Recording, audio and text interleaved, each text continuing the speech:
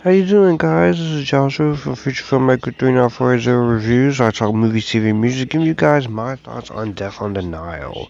This is, of course, a 2022 mystery film based on the novel by Agatha Christie, and this is the third screen adaptation following an episode of the TV series called Poirot and the 1978 film of the same name. This is directed once again by Kenneth Branagh, written by Michael Green once again. It stars Tom Bateman, Kenneth Branagh, Annette Bening, Russell Brand, Ali Fazal, Emma Mackey, Gal Gadot, Armie Hammer, Rose Leslie, and Letitia Wright. In the sequel to Death on the Nile, Belgian sleuth Hercule Poirot's Egyptian vacation aboard a glamorous river steamer turns into a terrifying search for a murderer when the picture-perfect couple idealistic honeymoon is tragically cut short. Going into Death on the Nile, of course, for the multitude of delays, this was one of my most anticipated projects for reasons. One, because I am a fan of murder mysteries, and murder mysteries like this always have a good story to tell, even if it's always not the greatest. And I was very interested to see how this sequel to the 2017 remake of Murder on the Orient Express will turn out. And the mystery genre is one of my favorite genres. As far as the first movie, Murder on the Orient Express, was released in 2017, I remember it being okay-ish, but watching it again because I do appreciate it a lot more. I do have a few issues with it, but I definitely do like it. And when it comes to Death on the Nile, you have once again a stacked cast of actors, with Gal Gadot included, Armie Hammer, of course, we'll get into that, Don French, Annette Bening, Emma Mackey, Russell Brand, God knows how long it's been since we saw him. But with multitude delays due to the pandemic and underperformance of Tenet, as well as some of the controversy that we've been hearing towards Armie Hammer, I was a little worried about this. That this was not going to be at least entertaining, if not amazing. So I did keep my expectations in check, just to make sure I would not set myself up for failure. And also, when it comes to something like this, also, there was been a little bit of controversy recently because of Gal being in the Israeli war, which is not really fair to the movie, but I'm just gonna go into it right now, starting off with my pros.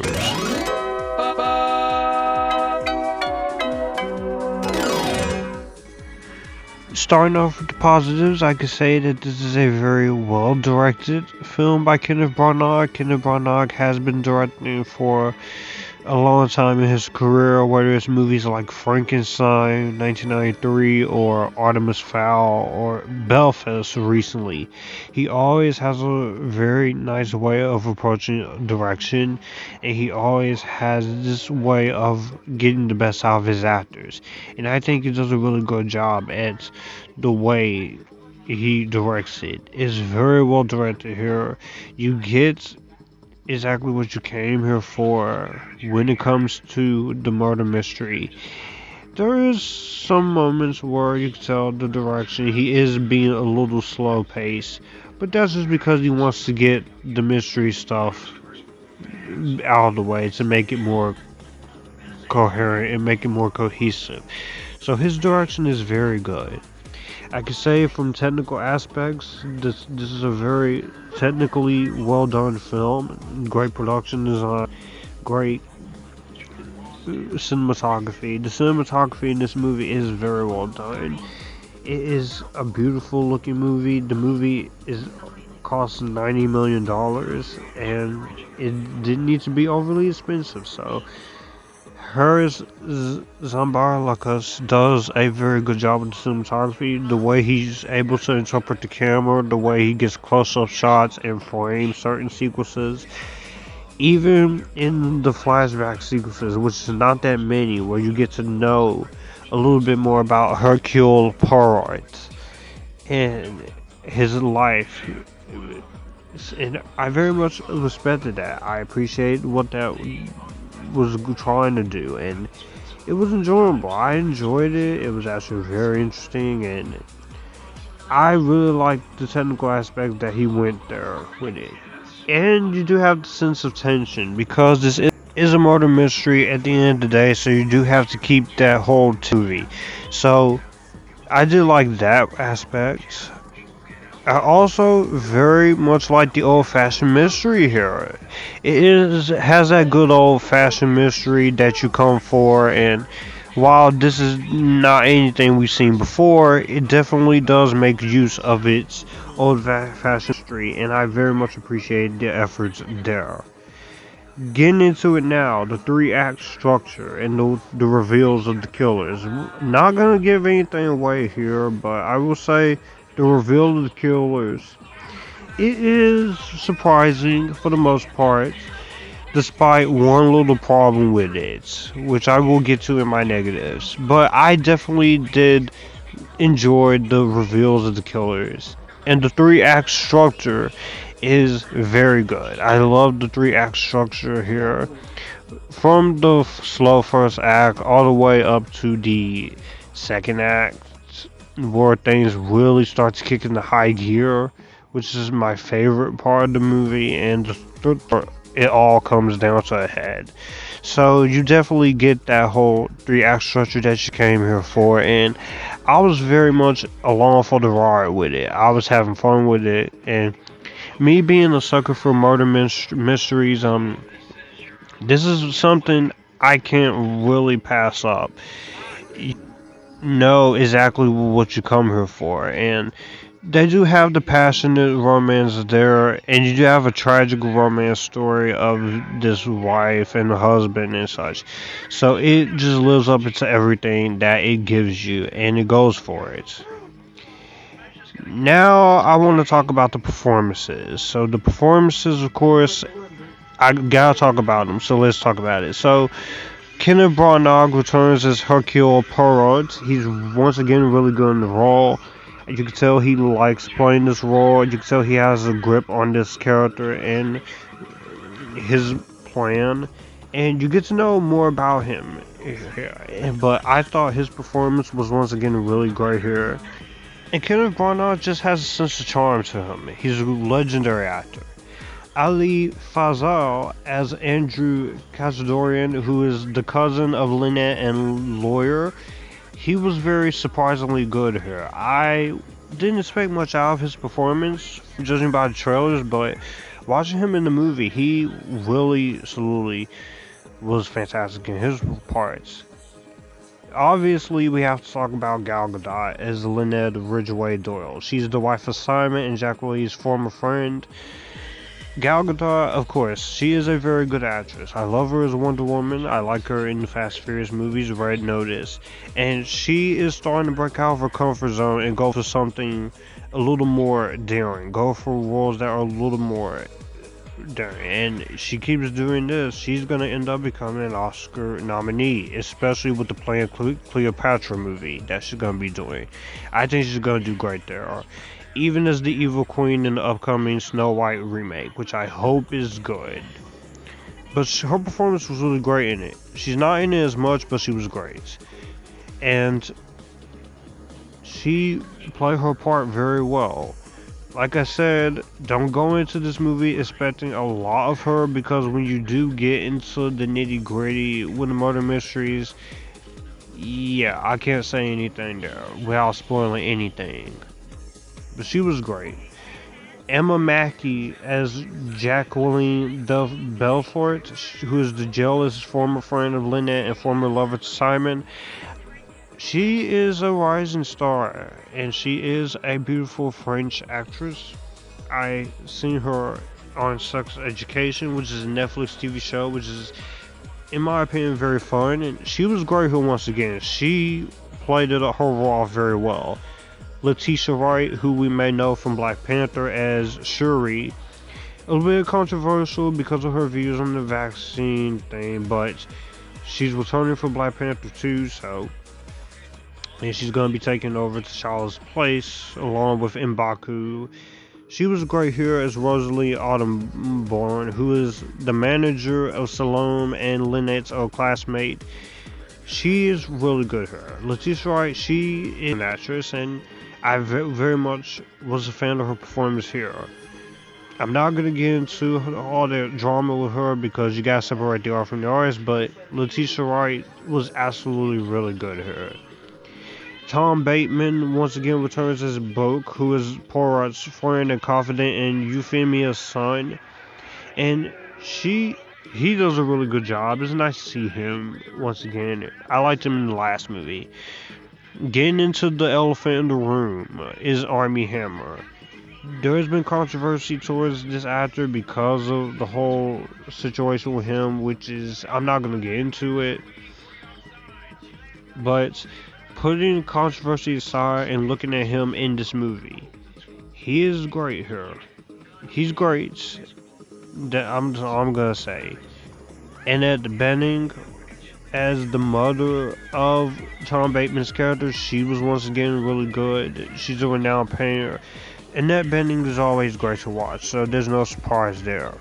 As far as the rest of the cast goes, like people like Rose Leslie from Game of Thrones, Scottish redhead, and everyone else like Sophie Okonedo and Dawn French, all those actors I thought were once again really great in their roles. They are always consistent in anything they do, so there's no exception here. The locations are very well chosen. You can tell they did shoot this on location. It's not just all in a computer. There are a few visual effects here, but for the most part, it is mainly shot on location in Egypt and shot on a actual boat on set. So that was actually very well done there, of course. I can also say that Patrick Doyle's score is really good. I really like the score of the movie. It's very intriguing, very intimidating, and also very subtle. And it's a very well done score. Patrick Doyle is a great composer. And I can say the runtime of the movie did keep going. It did keep you going. The movie's 2 hours and 7 minutes. It's fast paced for the most part, but I can talk about it now more in the negatives.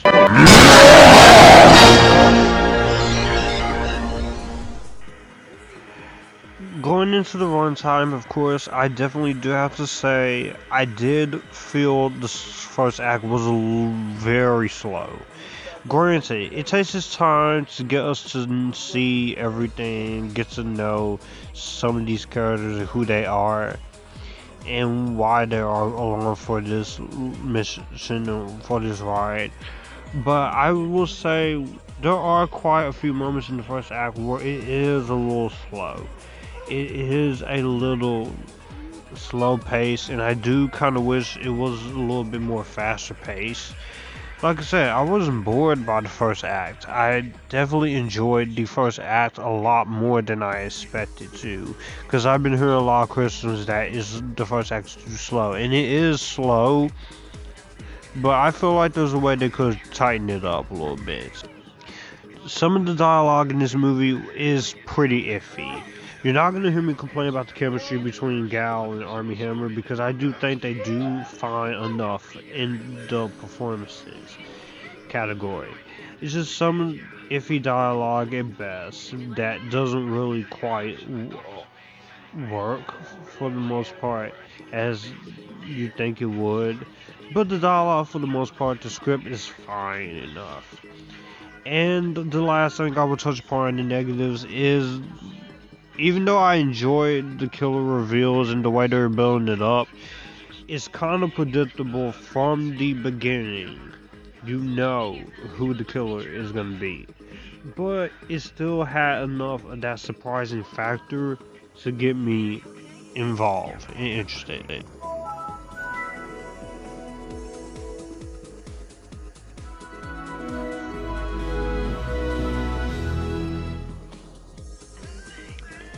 So overall thoughts, while Death on the Nile is not a masterpiece or anything, while it did not need to be a masterpiece, it definitely does suffer from a slow first act. The reveal of the killer could have been a little bit more challenging, and There is some iffy dialogue parts, but mainly when it gets to the first slow act, it takes a while to get going. I think this is a very solid follow-up and a better film than 2017 Murder on Orient Express. It's anchored by its great direction, its old-fashioned detective style, great cinematography, great performances by a lot of the cast, especially Kenneth Branagh and Gadot, who are the most valuable players. And the tension is there, the dramatic aspect is there. I can definitely see myself watching this again with Murder on Orient Express. It'll probably be an honorable mention, but I definitely did enjoy it for what it was. And I'm gonna give Death on the Nile a highly recommendation. It's worth it. So that was my honest opinion about Death on the Nile. So in the comment section down below, what did you guys think of it? Did you like it? Did you hate it? Or are you somewhere right in the middle? Comment down below. What is your favorite Agatha Christie novel and your favorite Agatha Christie adaptation? I still need to see more of Agatha Christie's adaptations to judge, but in the comment section down below, be sure to tell me about it. Be sure to like this video, comment, and share this video. Also hit the subscribe button and the notification bell to get notified when videos like this are up, because it does help with the algorithm and it does help bring more views and more subscribers into the channel. Join the Epictasticness, and you guys keep it cool.